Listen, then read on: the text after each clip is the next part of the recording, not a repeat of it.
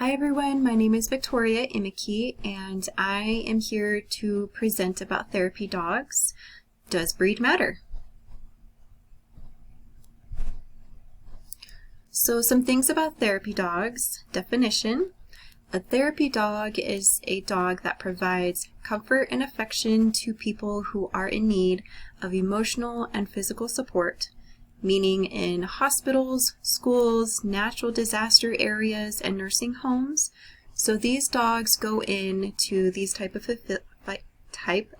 facilities, and they go in and provide affection and relaxation methods for people that aren't feeling very good, people that are lonely, going through something really difficult like losing a loved one in a natural disaster and they're having a hard time coping with it. So that's what therapy dogs are used for. Therapy dogs can be large breeds or small breeds depending on what your client is asking for. And there are over 200 breeds that meet these qualifications for the field.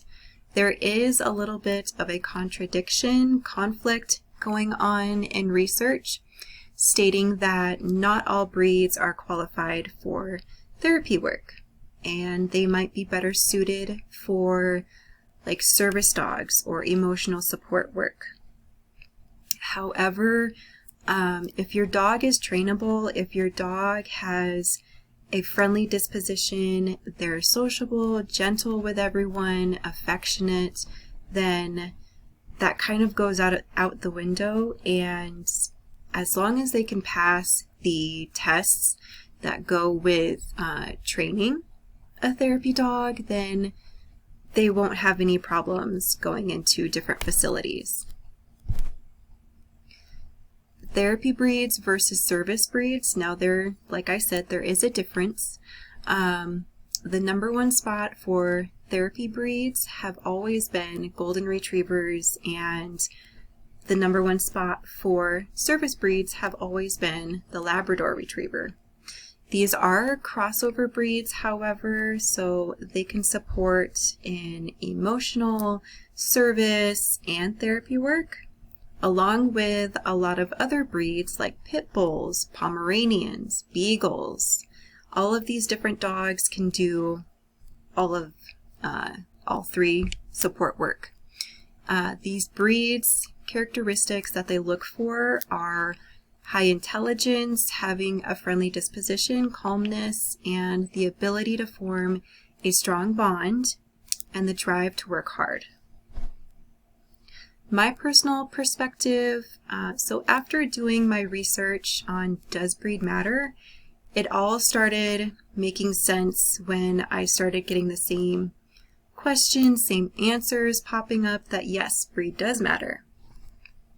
Like I said, I found that some breeds are better suited for service work or emotional work in this industry, and the behavioral characteristics that they require for service work are more intelligent and alert, whereas in therapy, your dog is there to show affection and comfort for emotional and physical purposes.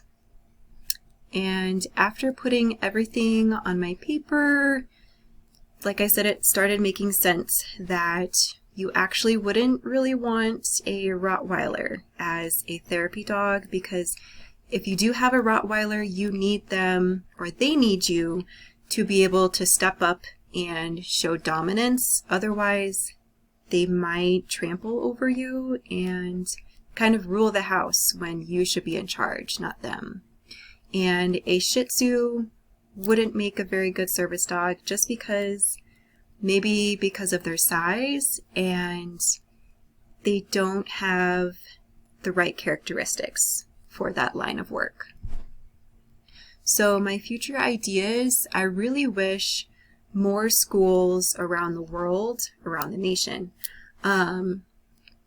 provided therapy canines. There have been studies that have shown with therapy canines, behaviors in the school districts, in the schools themselves, have gone down with interaction with dogs. And the students love it, the staff members love it. It helps with depression, it helps with concentration in the classroom, and it also helps students to feel safer and open up more to their peers and to their teachers, especially after the last couple of years going through a pandemic. I really wish that my school district had this opportunity available, because I know a lot of my behavioral students would benefit from it. So that's one of my future, I guess, ideas that I wish would come into play. These are my citations, and if you have any other questions, please feel free to ask. Thank you.